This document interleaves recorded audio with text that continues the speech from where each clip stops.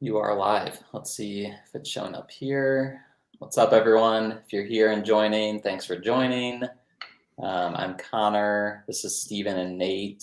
We're just doing some testing here real quick to make sure that it's working and coming through.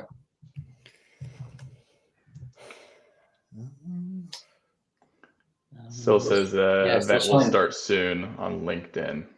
Maybe it's like it won't start until 8 on the dot. I don't Oh, know. there we go. No, it just started. We're good. It's live. Okay, nice. It just took a second. Cool. What's up, everyone? Everybody. We'll kind of give like 5 minutes so or here as people start to come in and join the LinkedIn live event here. We're here today to talk about SEO for B2B and SaaS businesses. So if you're running a B2B or SaaS business, we've got some tips for you. If you're doing SEO for these types of businesses, we've got some processes. And we're also celebrating the first year of Trio SEO. So if you've been following my story, Nate's story, Steven's story here on LinkedIn or wherever else we're active on social, you've probably seen us post a lot about Trio, and you probably saw us launch it about a year ago. So a year has flown by. Wanna just kind of go around and share some memories of Trio as people are starting to come in, and we can just talk about that and start there. Yeah, I think one of the most memorable ones is just kind of like meeting the three of us and then kind of bootstrapping the entire thing. I think that around that time, Nate was going on paternity leave for his son's birth, and then Connor and I pretty much just like built the website in 30 days and worked with our first beta clients, and it was just crazy. And looking back now, it's kind of surreal to see where we are with our systems and our team and all that sort of stuff. So it's been a lot of fun to really iron everything out and just get everything off the ground. Yeah, and landed our first beta clients. We're always appreciative whenever someone gives us a chance. We're just getting started, and even if we need some time to figure out our processes, break them a little bit, see what works, get client feedback.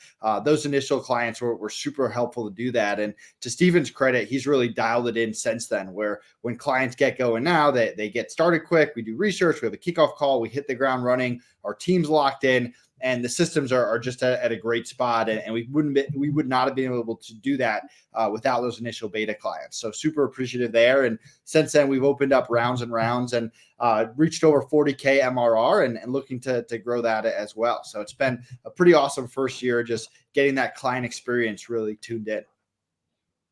100%. And another cool thing is awesome. So people can see and hear us.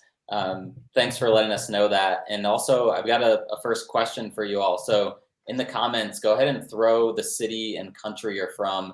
We're always interested to see where our followers are, where their businesses are. So go ahead and throw that into the comments. I'm in Denver, Colorado in the United States. So is Nate. And then Steven's in outside of Seattle, Washington in the US. So we're all not in the same place, but we get together often and we're talking to each other every day on Slack. I remember when we were about to first start the business, like Steven said, Nate was about to go on paternity leave, and he asked me, he said, "Are you sure you really want to start a new business right as I'm leaving, and you have to take over my duties with the other businesses and start this new business?" And I wasn't sure if it was the right move, but Steven was ready to go, and we had been talking about it me and Nate had talked about it for maybe close to a year and maybe 3 months with Steven on and off. So it just ended up working out that we started it while Nate was going on paternity leave. Probably not the best time, but we just kind of took it in stride and got everything set up so that when he was back, we could go through that beta round, get those clients, and start rocking. So it's been a fun year so far. Nate or Steven, any other memories from the past year?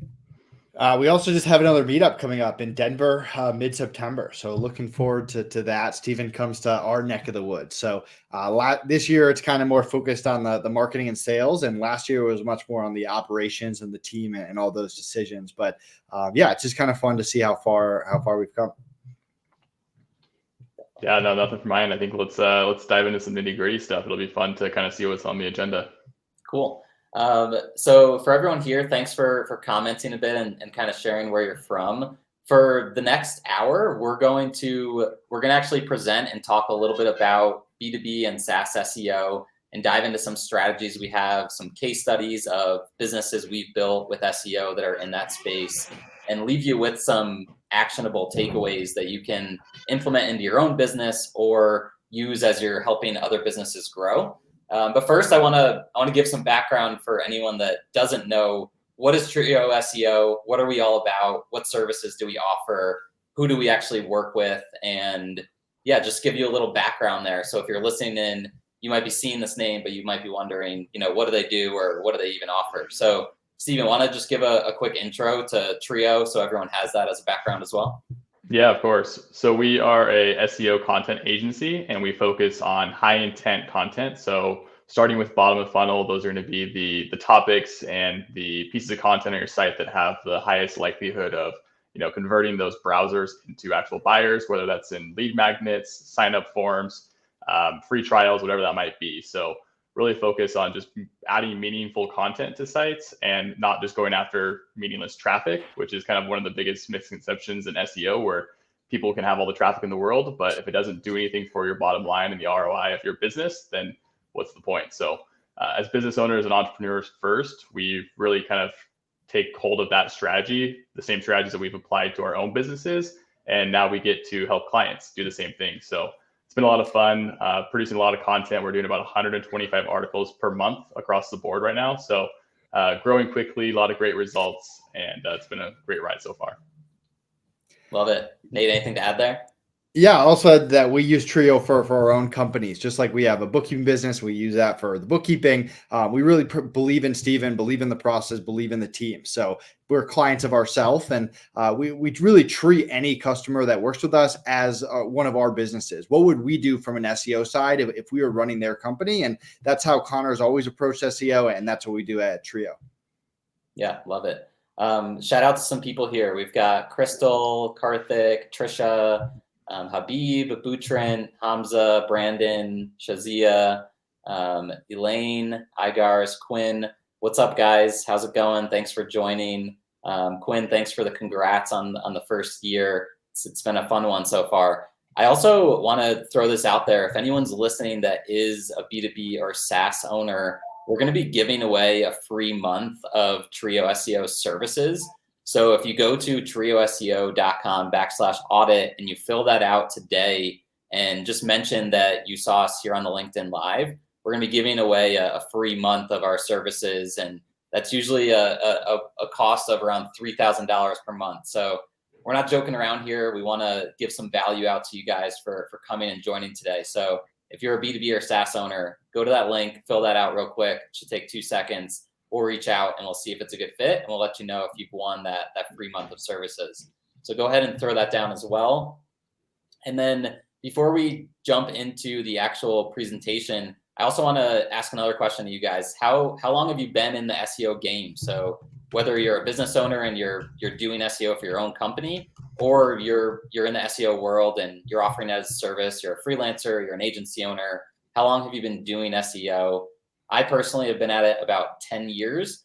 I first started learning about it in 2014, 2015.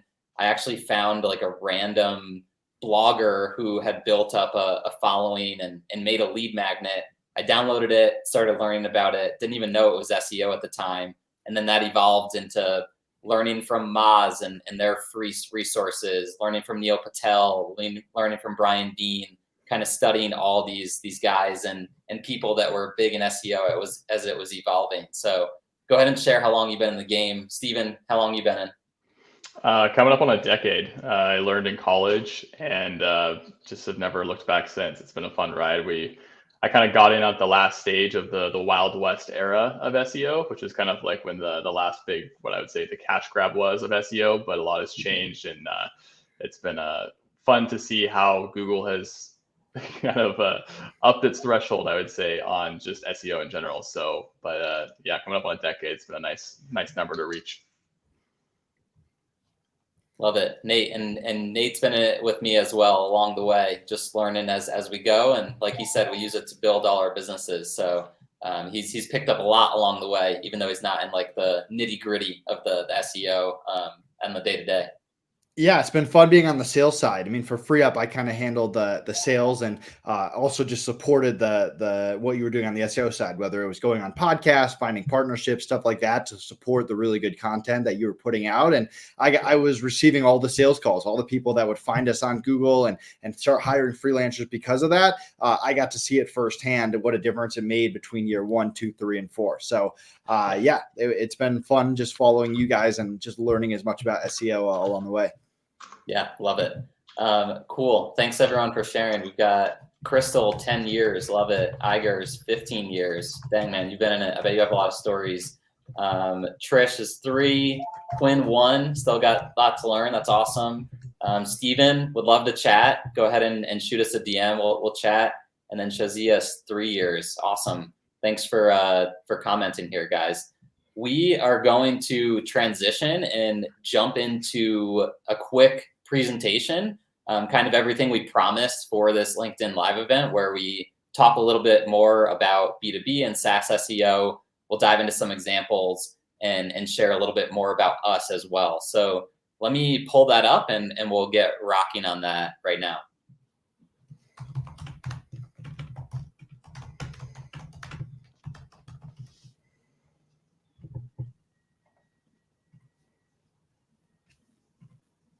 Cool. Let me know if you guys can see this presentation. Is that showing correctly? Steve, Nate, can you guys see it?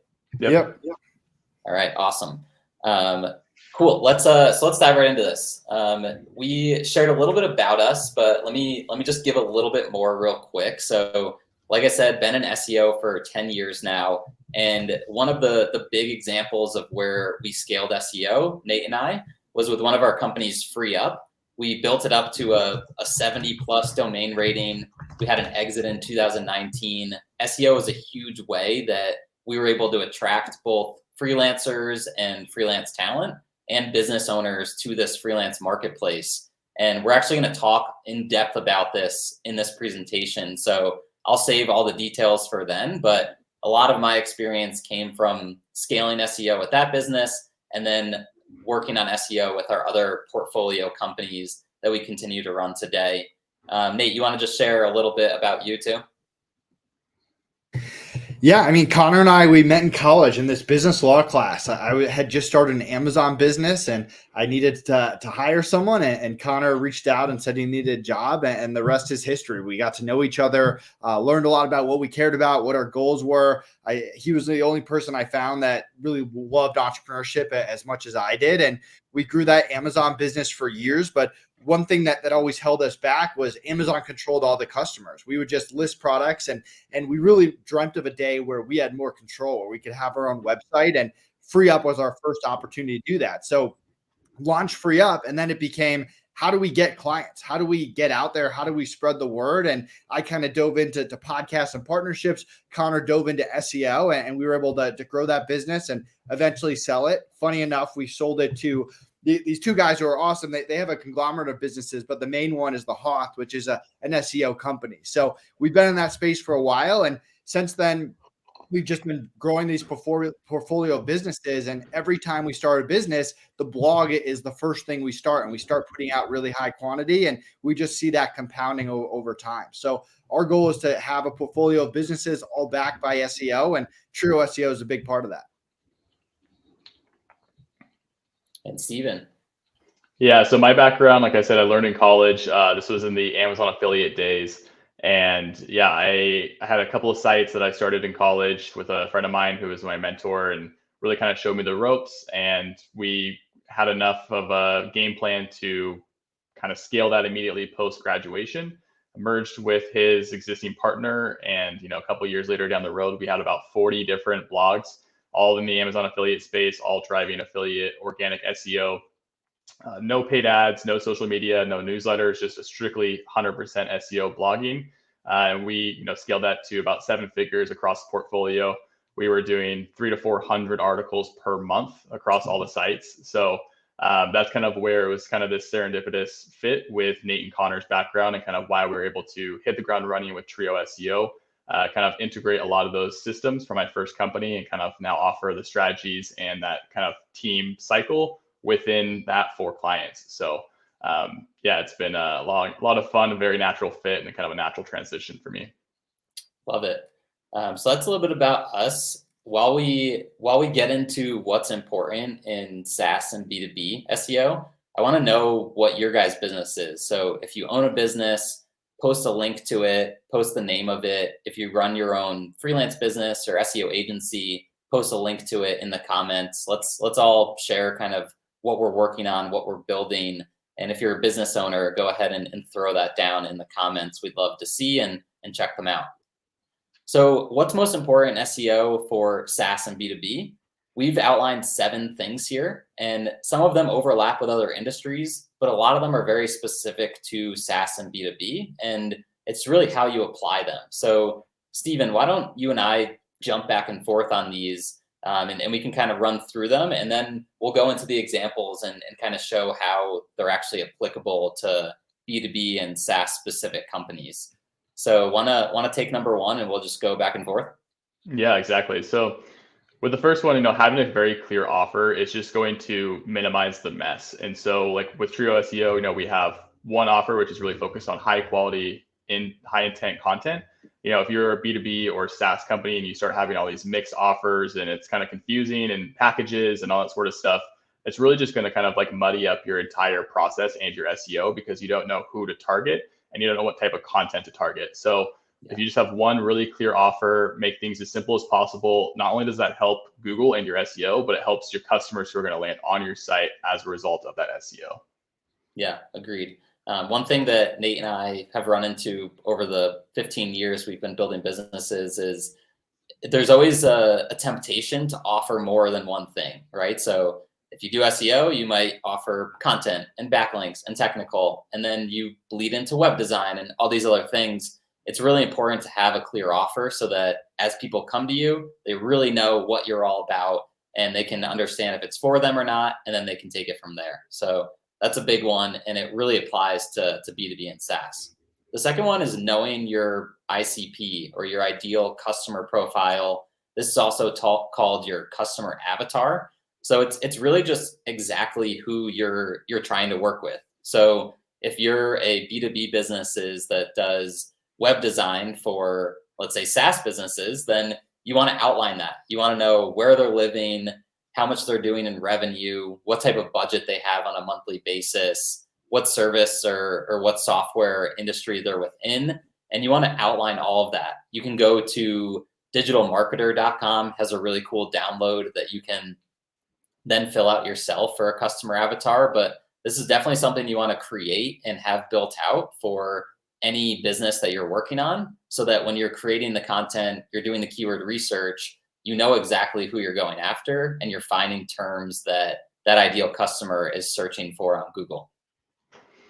Yeah, so once you have your ICP, your ideal customer profile mapped out, the next is where you're going to want to switch gears and start looking at the strategy. And so what we kind of already briefly discussed was like how we target the high intent bottom of funnel content. So this is very, there's no reason to reinvent the wheel is kind of what I always like to think about. Like BOFU, MOFU, TOFU, like all that sort of stuff is very, aware and apparent in marketing. But I think more of the older strategy was kind of targeting top down. And so the reverse is what we do, where we go bottom up. So by focusing on that bottom of funnel, like where the customers are in that journey and where they are closest to making an actual decision is where you're going to get the most ROI for your SEO. So looking at topics that are aligned to downloads or signups or buy now, like any of the stuff that has the intent to move forward with a decision or actually put them more into your nurture sequences from there on out, is going to massively increase the chances of success when it comes to your SEO. Yeah, and this is where we see businesses struggle the most. Sometimes they'll do keyword research and they have 100, 200 plus keywords, but then they can't figure out how to tackle them or go after them. And that's where we can come in and we really help. One of our expertises is strategy. So we not only can go find the keywords based on your ideal customer, but we can then figure out, out of these 200, these 20 are the most important. We should go after these in the next few months, and those are going to drive the most relevant traffic for you. So that's a tough one. I see a lot of people struggle with that one, number 3. Number 4 dives into a little bit more of actually writing and creating the content. So displaying EAT within your content. If you don't know, EAT stands for expertise, experience, authority, and trust. This is a metric that Google put out and lets us use as we're writing content. And so you really want to make sure you're hitting on this when you're creating your content and then designing your blog article pages. So when you're writing, you want to show expertise, you want to show experience. You do that by giving action lists. You do that by doing checklists. You do that by sharing stories from your own life about how this topic happened and how you learn from it. Authority and trustworthiness, you want to make sure that on your blogs, on your pages, there's a person behind it. So there's an author bio, there's a link to their LinkedIn or their other website or whatever it may be. And then trustworthiness, you want to make sure that over time, you're building links back to that specific page or to the website in general, so that when Google goes and looks at it, they see all these factors. And it also just creates the best possible experience for the reader. So that's another huge one. And that really comes down to the actual writing process. Nate, what do you got? It sounded like you were going to say something. Yeah, I just had an example when it came to the keywords and identifying your ideal customer. We did an audit recently for a business that does texting for businesses. And when we looked at the keywords, all of that was geared towards like your average person using a phone and not towards businesses. So the keywords that you pick out and who you're targeting is incredibly important. You can get a lot of traffic, but if you're not getting traffic with businesses, with your ideal customer, it's not going to lead to sales calls, demos, actual clients. So all that's incredibly important to really dial in. Yeah, great point. So the next thing, number 5, is going to be like having a strong conversion tactic for those leads. So once you have that traffic, how are you actually leveraging that traffic? When we work with clients, we see like the greatest success comes from people who can actually take our traffic and do something meaningful with it. So if they have a newsletter, or if they have a lead magnet, or if they have some sort of like CTAs, pop it, an exit intent pop up, whatever that might be, it allows them to take our work and then run with it and convert that into nurtures, convert it over to the sales team, and actually create leverage based on that traffic. But at the end of the day, if you just have, a lot of high intent traffic, but, you don't have the actual tools and the system set up to convert that traffic beyond just, a contact box or whatever you might be, you really have to kind of think outside the box, because especially if you have a high ticket offer, or, if you're a B2B services and then they're a little bit more higher priced, it's going to be harder just to convert someone immediately out the gate from a blog content or a landing page. So, getting them more ingrained into your brand, building trust, and kind of continuing to work them through the funnel. I would say even like if there's one more step beyond BOFU, that's where you're going to have to kind of like work with the sales team and kind of like jump on calls with the client or the customer and just kind of work them through to that final stage. Yeah, great stuff.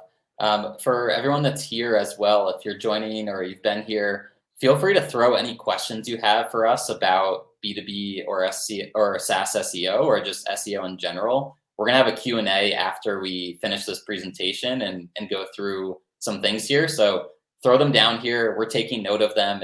If you literally have any question about SEO or building your SaaS or B2B business with SEO, throw those down and we'll come back to those and answer those while we go through the Q&A session. So the next one is doing in-depth keyword research, right? So we mentioned this a little bit, but it's super important for SaaS and B2B, because there's a lot of opportunities where you can not only build blog articles, but you can also find service pages to make on your website. So when you're running a B2B or SaaS, you're trying to drive people that want to buy your service or that want to sign up for your software. And there's a lot of high intent keywords out there that you can target and go after with different types of pages. So keyword research is of utmost importance with anything in SEO, but for B2B and SaaS, it's even more important. And then it comes back to that number 3, where you can find the keywords, but you actually prioritize them right. So a lot of these things kind of depend on each other and build off of one another as well. Yeah. And then last but not least is building your domain authority. I mean, how many times have we heard backlinks in any SEO conversation? It is kind of the name of the game. They're not going away. And more importantly than ever, I would say that if you're not building your backlink profile, or at least putting some sort of energy and resources toward that, it's just not going to be a sustainable strategy. And so, going back to podcasting, that's one of the best ways that we've learned to build links that actually is a win-win all around, because you get the content, the host gets the content, you're networking. Usually they have a few other people that they can connect you with beyond that. And then at the end of the day, they're probably going to link to you in the show notes. So it's really this well-rounded strategy and kind of how we've used to build businesses through backlink profiles that allow us to kind of like capture all sides of it. But I mean, there's tons of other strategies. You can look at guest posting.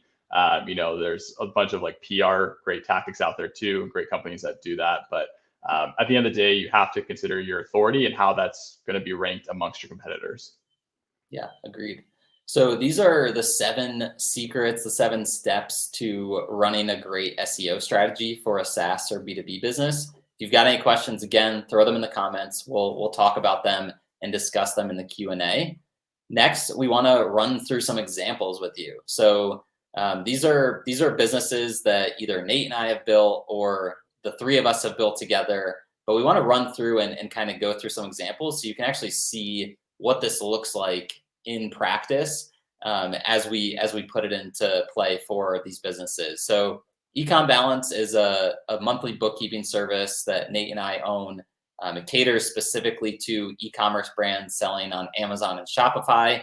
And here's kind of a look at some keywords that we went after, right? So e-commerce bookkeeping, Amazon bookkeeping, Shopify bookkeeping. And then you can see a big list here of more of those. And there's spin-offs of them. There's synonyms of them. There's more high intent ones that have to do with e-commerce bookkeeping services. So the first thing we did was we really dove into the keyword research and tried to find the keywords that we could go after, the terms where we could potentially rank with content, with service pages, etc. We went through the prioritization. So when we were doing this, we built out the service pages first. So we went after the ones that were highest intent. So like I said, e-commerce bookkeeping services, we went and researched that. We saw that there was volume. We saw that it wasn't that competitive. And we went out and built a service page, a page on our website that spoke directly to that customer, went through how our service addresses it, and put reviews and all sorts of other things that make a great landing page. We incorporated EAT. So we actually hired a bookkeeper and accountant to write content for the blog so that we were getting the highest level content possible for other people that were looking to learn about bookkeeping and accounting. We built lead magnets and offered those within the content. So a couple on our websites, like a free finance meeting agenda. We have some example reports of what clients get on a monthly basis, among a number of other things. So building those in and making sure that you're capturing people's attention as they're reading content is super important. We went and built backlinks. So we went on podcasts. Nate has been on over 1,000 podcasts for Ecom Balance, maybe a few hundred. We did guest posts. We did some PR. And we did some other things that built backlinks to get the domain rating up. I think the domain rating today is in the 30s or 40s. And what happened over a 6 to 12 month period, we started seeing over 5,000 people come into our site just from Google, just from organic and SEO. So these people turn into customers, they turn into leads, and it helped our business grow so that we could make more money, hire more people, and keep offering the service to more people as well. You can see some results here.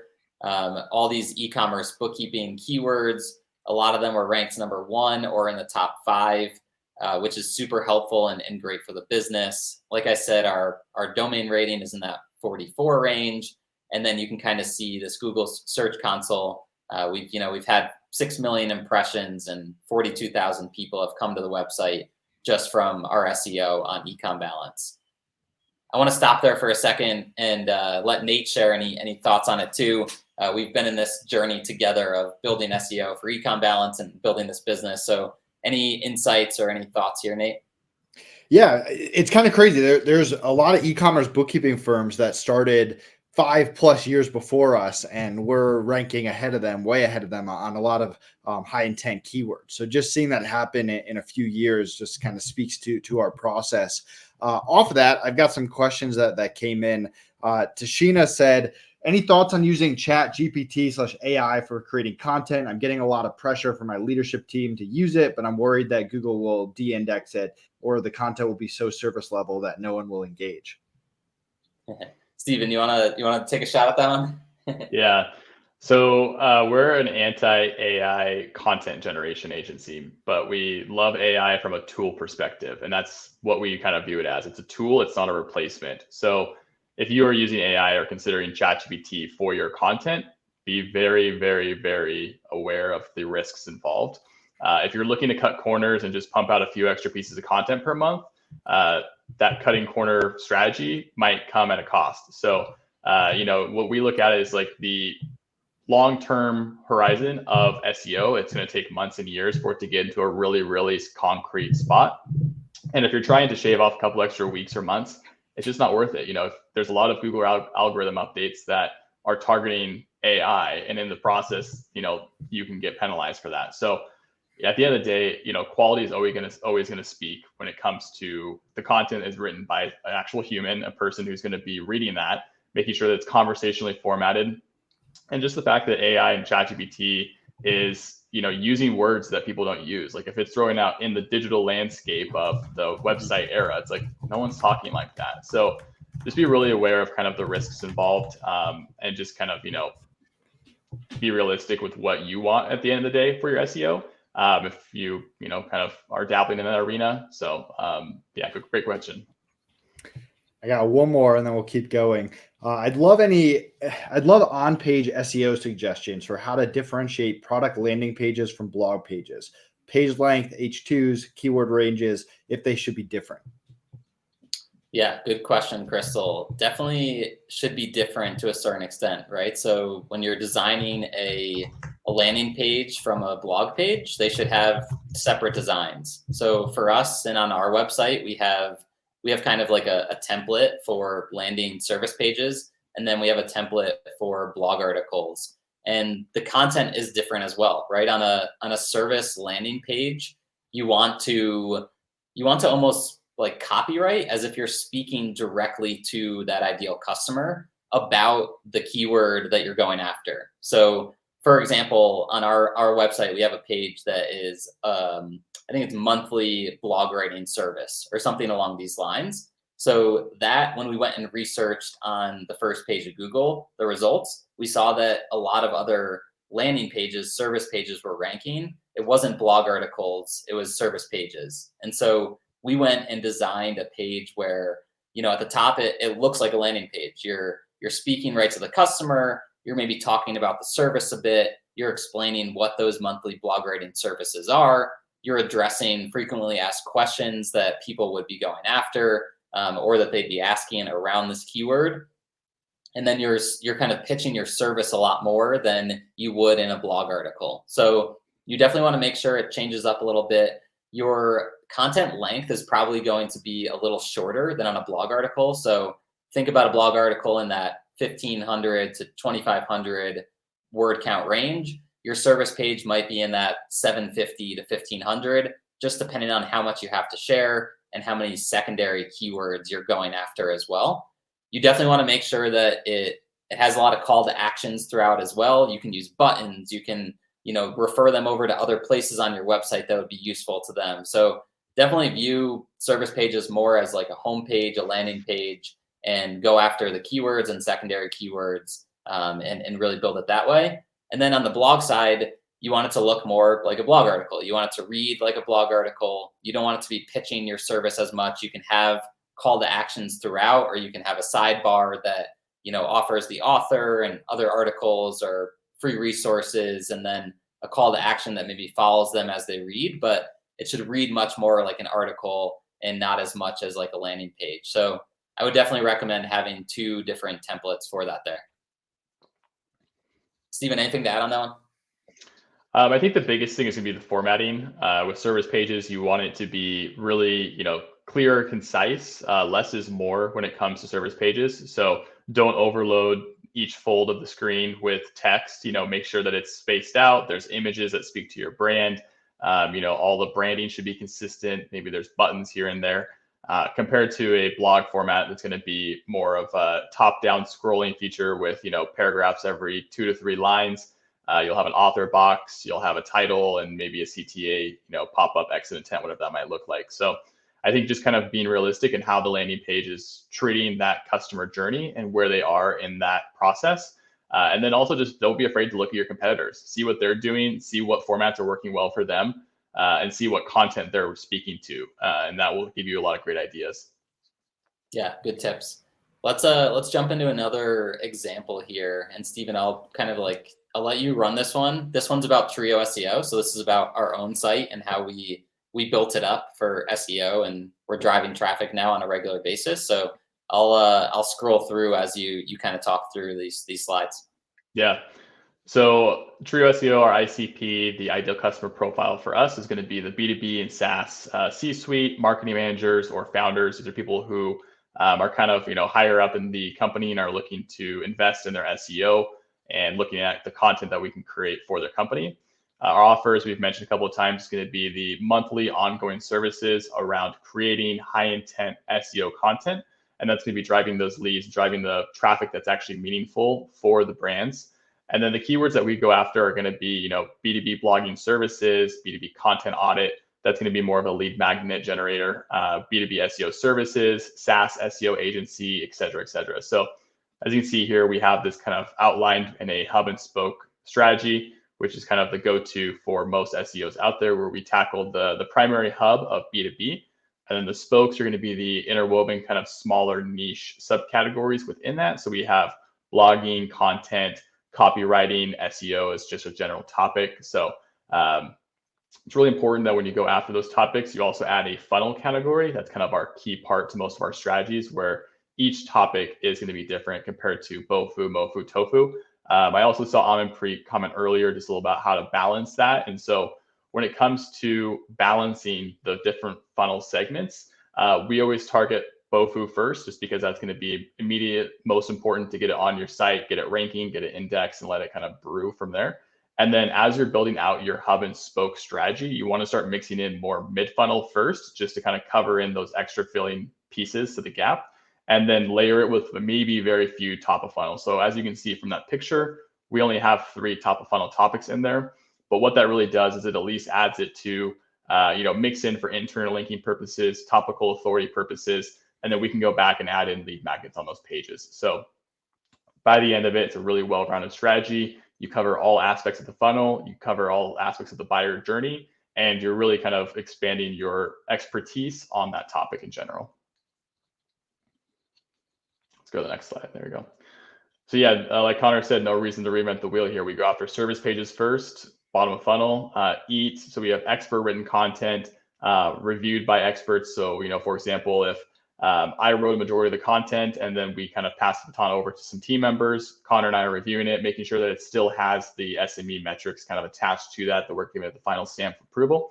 And then looking at conversion rate optimization, how are we building lead magnets into those pages? How are we continuously trying to nurture each lead or each visitor into some sort of offer?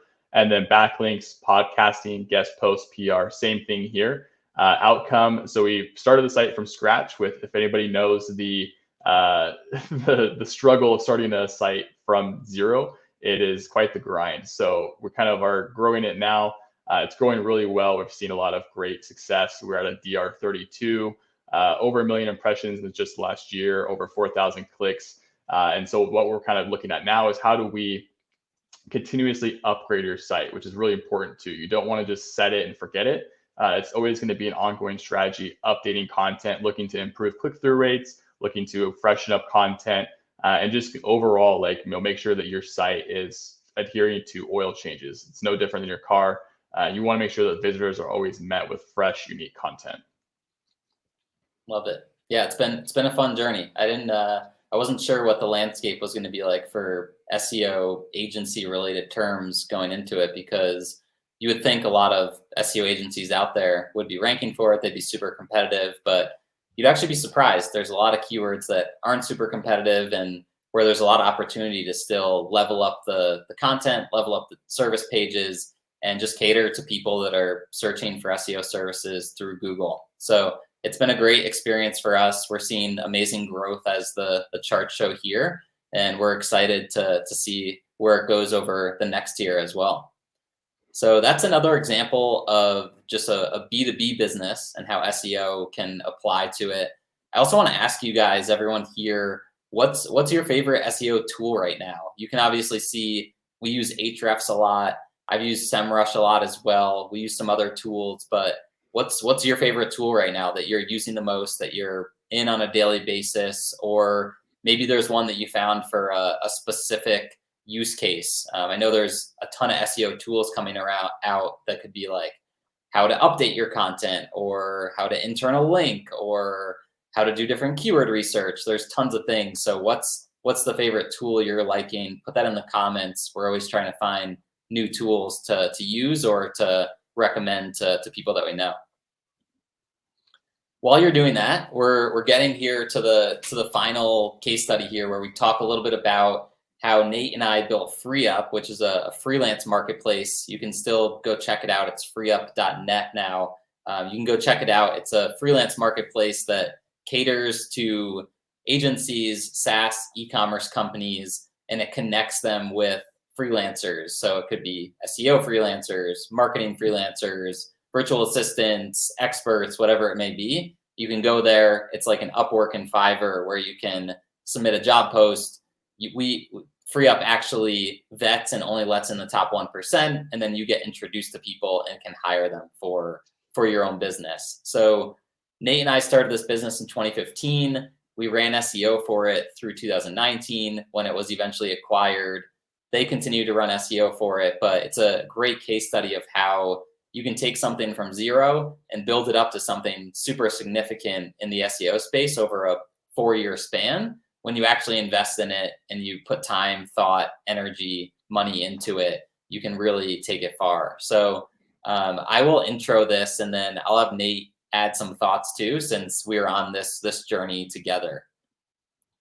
So it really started because there were two people we needed to attract to the site. We had business owners that were looking to hire. So these are the e-commerce companies, the SaaS businesses, the agencies that were looking to hire talent. So we had to bring them in. And then we also had to attract freelancers. We needed hundreds, thousands of people that had talents to come and apply to work on the marketplace, or find business, find jobs through the marketplace on a regular basis. And so we had to create content for both of them. So this is kind of a unique situation. Most businesses, you do keyword research once and you're going after one ICP. For this specific business, because it was a marketplace, a little bit more of a SaaS, we were going after two customers. We had the business owners, and then we had the freelancers. So it was almost double SEO work the whole time, which was kind of interesting. And just a quick TLDR, we also have a more in-depth case study where we talk about all of this. You can go find that on the TrioSEO.com website. Maybe Nate, you want to throw a link into the comments as well for the FreeUp case study, so people can grab that if they want to. But for 4 years, we published 10 plus blogs per month targeting both ICPs. We created service pages, so a lot around like high intent hiring keywords. So hire a web developer, hire a virtual assistant, hire a virtual assistant in the Philippines, hire a graphic designer, hire an e-commerce virtual assistant. We kind of went through the full menu of all the talent that we offered, and we made service pages for those so that we could rank on Google and bring in active business owners that were looking to hire those types of people. And then we built a lot of backlinks. So Nate, like I said, interviewed on 300, 400 plus podcasts. All of those brought backlinks. I did a lot of different backlink outreach and building practices to build up our domain authority. I think after the 4 years, we were close to 70 domain rating, which was pretty amazing. And we also consistently redesigned the website. So in 2015, it looked like a couple young entrepreneurs had thrown it up and designed it. Over the years, we made it more professional. We brought in different designers. We looked at our competition and saw how they were designing things. And we just got a lot better at web design too. So this was, again, over a 4-year span, but there was a lot that went into this, and SEO was always a big part of what we were doing. Nate, you got anything to add for the FreeUp story? Maybe just in general or about SEO? Talk to me about it. Yeah, super interesting, because whenever you have a marketplace, you always have the chicken or the egg situation of like which side you get more first. So from an SEO side, we had to target both sides. And then from a niche downside in our ideal customer, in year one, we were really focused on e-commerce sellers, but that really meant Amazon sellers because that was the big e-commerce player at the time. Everyone was becoming an e-commerce seller. By year two, people started selling on Shopify and Walmart. So we were still targeting e-commerce sellers, but we were putting out a lot more content out for Shopify, Walmart, eBay, all these other places. Yeah. And then towards year 3 and 4, we really started to open it up because we were ranking and everyone in the e-commerce space knew us. So then we started going after ClickFunnels and other marketing people that also needed VA. So we kind of started off as a niche. And as we grew and we started to branch out both from an offering side, but also from an SEO side. Yeah. And that's the beauty of SEO, right? You can start very niche down where you're going after one specific customer. You're hitting all the keywords there. You're doing the research. You're creating content for them. And then one day you're like, oh, we want to add a new customer. Okay, we have more keyword research to do. We can create more content. We can internal link. We can do a lot of things to keep building our SEO. So there's always new content you can create, and there's always new keywords that are coming up as well as different things happen within industries and just within the world as well. So tons of opportunity. This was a crazy experience. Like I said, Nate and I built this business for 4 years. We bootstrapped it from the ground up. We built a team of 35 plus people. We had 1,000 plus customers when the business sold. And we sold to amazing people as well. So just a great experience and a good example of how SEO can really help a software, a freelance marketplace business and take it to that next level. So glad to share that here with you guys. Just a quick recap. You guys will kind of have this. We'll give out the slides, so you have these tips as well as you're going through things. But just remember these 7 things. Save these. Kind of build them into your own process and make sure that you're touching on them as you work on SEO for other SaaS or B2B businesses. Finally, I know Nate just dropped this in the comments, but just want to remind you, we've got a special offer going. 1 free month of SEO services with a 3-month commitment. Go ahead and fill that audit form out. Fill that out. We'll reach out. We'll do a little audit. We'll talk to each other. We're on a mission to help hundreds of B2B and SaaS businesses. This is one way to kind of give back for everyone coming here today and being a part of this. We love building this business. We see ourselves doing it for another 5+ years, 5 to 10+ years. And we want to just keep doing SEO at the highest quality level possible. So thanks for joining and going through this with us. We're going to still do the Q&A and make sure that if you're interested in our services, you go fill out this TrioSEO.com audit form and we'll be in touch there. Nate or Steven, anything final to add before we wrap up these slides? Let me go real quick and then I'll let Steven kind of wrap it up. If you work for another company or you do marketing for another company, whatever it is, we have some packages that can support you doing that, whether we build out the whole strategy or provide you outlines every single month. Hit us up. Let's chat and see if there's some way we can collab to help whoever your client is. Nice. Yeah, really not much to add on my part. I think that the main kind of takeaways from this is that there's no reason to reinvent the wheel with your SEO. I kind of try to beat that drum pretty often on LinkedIn and let people know that good SEO just comes down to how well you can do the basic fundamentals and how long you can do them compared to your competitors. So as long as you're consistently putting in quality work, you're adhering to your strategy, you're circling back to your strategy when it makes sense to do so, making updates along the way. You're going to look back in, 2 or 3 year period and really kind of thank yourself. When it comes to us working with clients, we're really picky with who we work with, and we really like to work with people who have a long-term mindset on their SEO. So if you're interested in applying for our special offer, really kind of think about that. We don't want it to just be a single 3-month commitment and then you leave. We like to kind of see your SEO through and be your partner in that sense. So let us know. We're always, very accessible on LinkedIn. You can reach out to Connor and I for any specific SEO questions. And then if not, you can always just fill out the audit and love to connect you with Nate and we'll kind of start the next steps from there. Yeah, love it. Yeah, if anyone here too is interested in working with us and you just want to talk with us, we all have calendar links too. You can set up a call with us. We'll chat with you. We'll kind of give you free advice and then see if it makes sense to work together. So if that's the case, reach out to us and we'll send you our calendar links as well. But I'm gonna stop sharing screen and let's go through all these questions that everyone has to ask. Nate, you got some lined up for us? Yeah. How would you recommend going about creating a topical map or topical plan for blogs? How should someone think about the interconnection of their keywords and topics? Steven, Yeah. I'll let you rock that one. Yeah, it's a good one. So yeah, it kind of just goes back to hub and spoke. So really kind of thinking about what are the primary categories you're going after. So if that's going to be like going back to Trio SEO, B2B or SaaS would be kind of the primary hub within that. And then you're going to have all these micro clusters.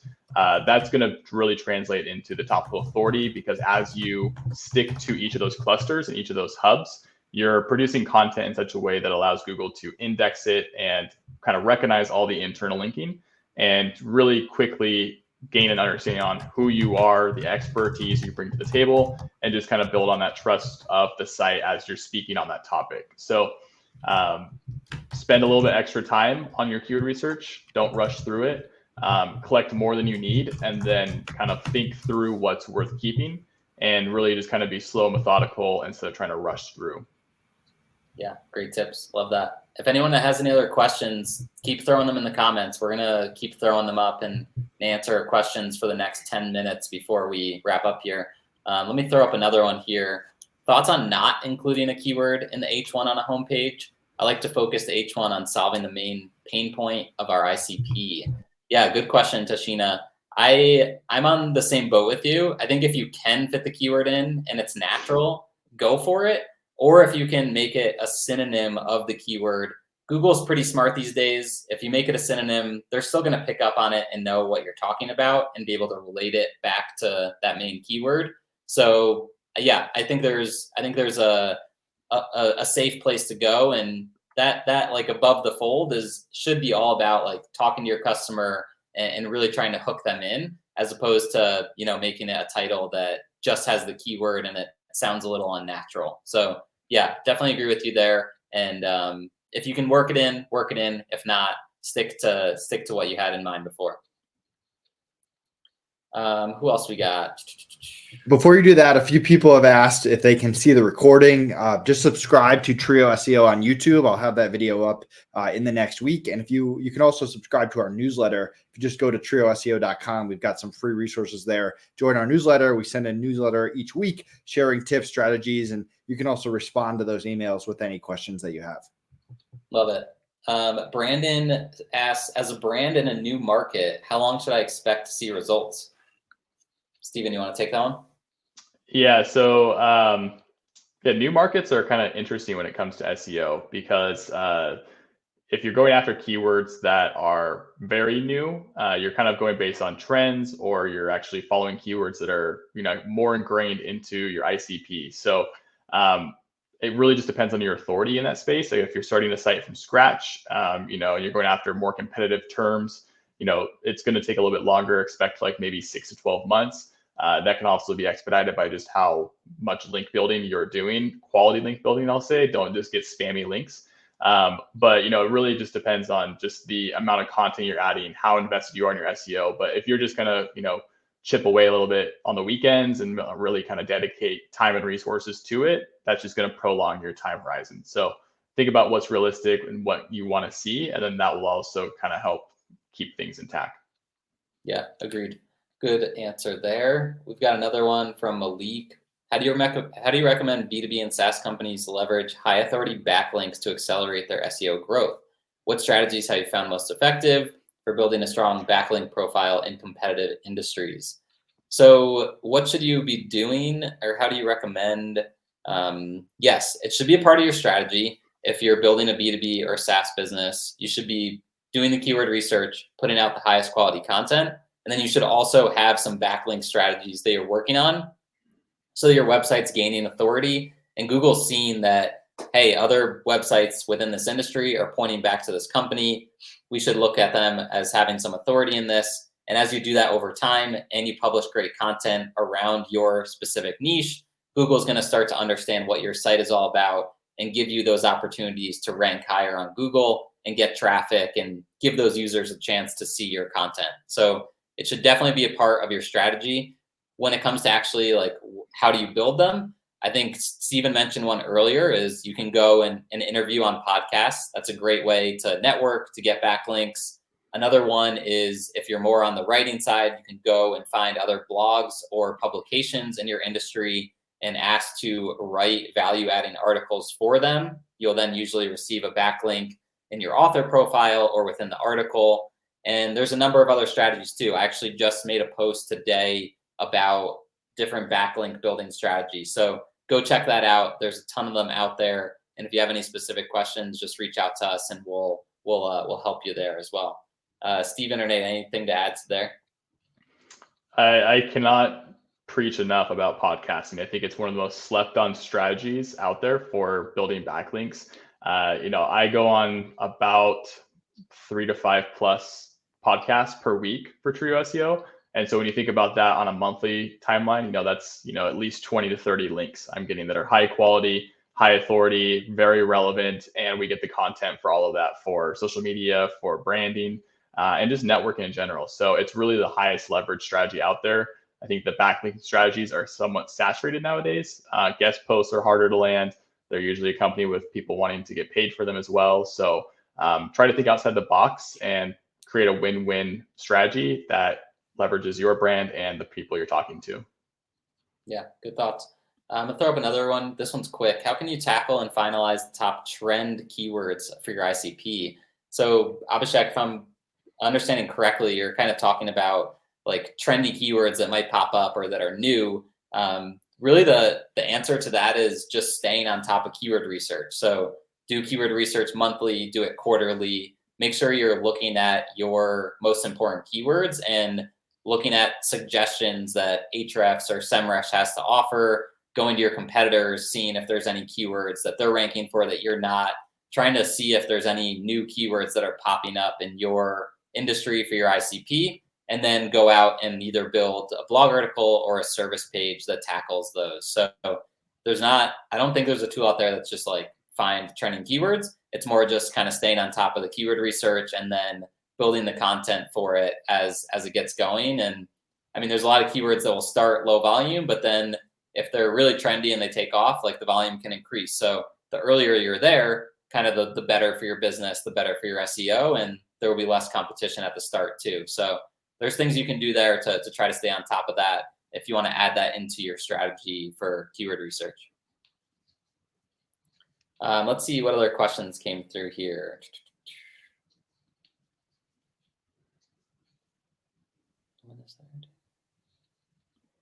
Let's see. When there is 2 meta descriptions, how does Google pick?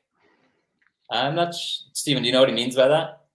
I've never seen 2, but I think that one thing I just kind of keep in mind is that even if you add a meta description in WordPress or wherever you're adding it, Google will always curate one based on whatever it thinks. But people are, they always say, well, is it even worth adding one then if Google's not going to use it? And I always say, yes, it's always better to add something, even if Google's not going to use it, because you're at least providing some information there. So yeah, I don't know about the 2 meta descriptions, but Google is just going to choose whatever Google wants at the end of the day. So it's your job just to give them the information and make sure the information is optimized. Cool. Good stuff. We've got one that's just asking Ahrefs versus SEMrush, which one is better? I would say they're very similar. If you're looking to use it for keyword research, competitor research, they're both offering similar features that you can achieve with both of them. I think for a lot of people in the SEO space, it just comes down to which one you start with first. So I know a lot of SEOs that love SEMrush. They started with that first and they just got used to it and they like all the intricacies. I started with Ahrefs first. I like that a little bit more just because I'm more used to it. I know all of its features in and out, but I wouldn't say one is necessarily better than the other. It just kind of is like personal preference of how you want to use them. Stephen, any thoughts on that one? Pretty similar to you. I've just been using Ahrefs longer, but I mean, I used SEMrush for a while. I think they're a great company, and I have nothing but good things to say about both. But I know that SEMrush is definitely catered to people who are looking to get their feet wet, just because of the price point differences versus Ahrefs. So if you're trying to find a tool that's a little bit more price conscious, I would say explore SEMrush. And then if you're looking to level up your SEO, get more technical, explore Ahrefs. Love it. Cool. We've got a couple minutes left here, and then we're going to wrap up. I just want to say thanks everyone for joining today and being a part of this. I think while we were doing this, I saw consistently there were 50 plus people on the call, and I'm sure a lot of you came and went. So hopefully we reached hundreds of people with this information today. Like Nate said, if you want these slides, if you want this information, we'll have those. We'll also put this recording on YouTube. So all this information will be out there. If you know the three of us at all, you know that we just spit out free content all the time, every day. So if you're interested in any of this, reach out. We'll send it over to you. And just remember that if you're a business owner here listening, or you've been here, we'd love to work with you. So we're giving away that 1 free month of Trio SEO services. Reach out to us, set up a call, fill out the audit form, and we'll kind of let you know if you've won. So thanks everyone for today. Really appreciate you. I'll pass it to Steven and Nate to say their goodbyes, and then we'll shut this down. Yeah, thanks everyone. Really appreciate you being here. Like Connor said, if you ever have specific questions about your SEO, we're so active on LinkedIn, and you can just reach out to us there, comment on our posts, DM us. You can always reach out through the Trio SEO website too, and find us one way or another. So really appreciate your time. And if you are interested in services, we'd love to kind of work with you on that 1 year anniversary special, and we'll get your audit underway. Yeah, I really appreciate everyone being here. If you do decide to work with us, we treat your business like our business. Every business that we start is all around customer service, client experience, valuing your time at the highest level, and most importantly, getting results. We don't just want traffic. We want people that turn into clients, or businesses that turn into clients. So hit us up. Happy to chat with you on the phone. Happy to do an audit, and we'll go from there. Awesome. Thanks, guys. Have a great day. See ya. Thanks.